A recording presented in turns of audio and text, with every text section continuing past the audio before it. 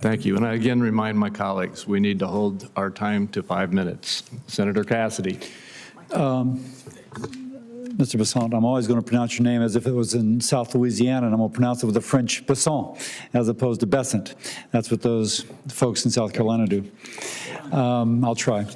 Let me compliment you on substantive answers. Sometimes we get people here who just rope-a-dope, and they'll have a set of statements such as have been just delivered, and all due respect to my colleague, and they just rope-a-dope, and you actually give substantive answers. I thank you for that. By the way, I also, Lindsey Graham alluded to it, going back to tariffs, which Senator Wyden spoke of. I've been very concerned that countries like China manipulate environmental regulations. You point out that they're building 100 coal-fired plants over a period of time, and that whatever we do will not have an impact on global greenhouse gas emissions because China's putting up so many. I believe I've learned that that is called an externality in economics. When we met, we discussed the foreign pollution fee, which would put a levy, a tariff, on those carbon-intensive products coming from countries like China, roughly commensurate with their avoided cost of not controlling it. Now, I would think that my Democratic colleagues would like that, because that's clearly a way that they are manipulating the world economy to steal jobs from the United States and simultaneously increase global greenhouse gas emissions. Any comments on such a foreign pollution fee? Senator Cassidy, I greatly enjoyed our discussion and the extensive presentation you gave me when I visited with you. And this is a very good question because, and I believe it is one for your Democratic colleagues to understand whether they would be in favor of the equivalent of a carbon tariff. That Senator Graham is in favor of it. And I think this is a very interesting idea that it could be part of a entire tariff program because I think President Trump hasn't taken office yet. But if confirmed, I look forward to working with him on various strategies, some that could be specifically aimed toward carbon, as you say, others that could be aimed toward unfair trade practices, unfair financing practices. So if you will, there's externalities that a tariff can address. Those externalities in and of themselves hurt the pocketbook or the job prospects of an average American. Let me move on. I think you would agree with that. I applaud your goal to get our debt to GDP ratio down to 3%, or percent of our GDP down to 3%. But you studiously say that we can't talk about things like Social Security. And I think that's because routinely, if we talk about Social Security, we presume that there's going to be a cut in benefits or a raise in taxes. I think we spoke when we met.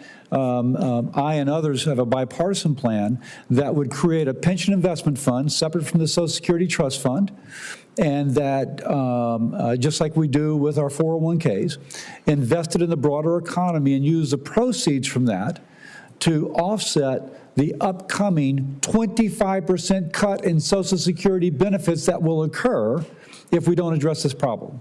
And just so folks get that, under current law, when the Social Security program goes insolvent in 8 years, per CBO, there'll be a 25% cut in benefits. Under the plan I and others have endorsed, it's a pension investment fund in which we, again, would invest in the broader economy with all the safeguards to keep the government from interfering. I mention that because it seems that other advisors to the president, incoming president, have spoken of creating an investment fund to benefit. Mr. Lutnick, I think, has. Mr. Paulson did on the campaign trail.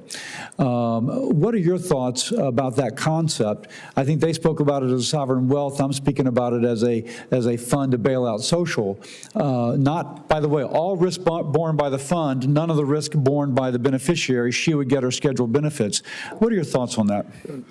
So, Senator Cassidy, first of all, I want to emphasize that President Trump has said that Social Security and Medicare, they will not be touched.